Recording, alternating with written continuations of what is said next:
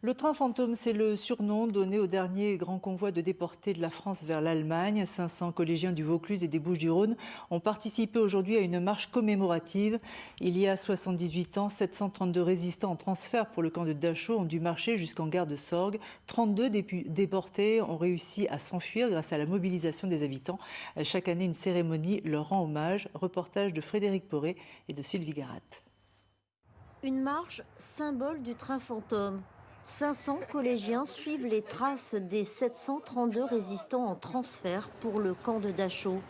17 km à pied, dans des conditions bien différentes. C'est très différent, parce que nous, on marche, on mange, etc. On a des chaussures adaptées. Eux, ils étaient dans la faim, c'était en plein mois d'août, en pleine canicule. Et donc, ça permet de se mettre et de comprendre un petit peu ce qu'ils ont ressenti, même si on ne se mettra jamais vraiment à leur place. Parti d'Angoulême le 18 août 1944, l'un des derniers convois est contraint de s'arrêter à Roquemaure dans le Gard. Un pont avait été saboté et bombardé par la résistance. Les 732 déportés sont forcés de continuer le trajet à pied jusqu'à la gare de Sorgues, encadrés par les Allemands.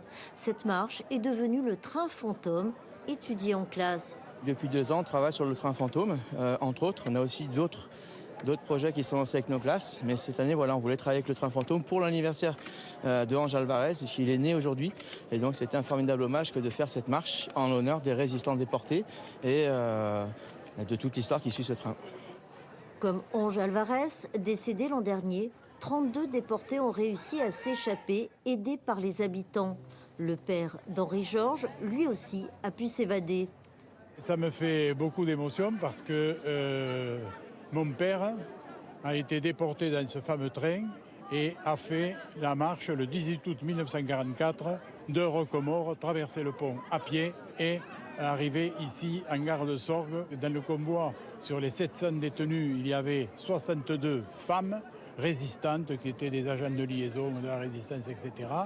Seulement 200 déportés ont survécu au camp de la mort sur les 700 partis de la gare de Sorgues dans des wagons à bestiaux.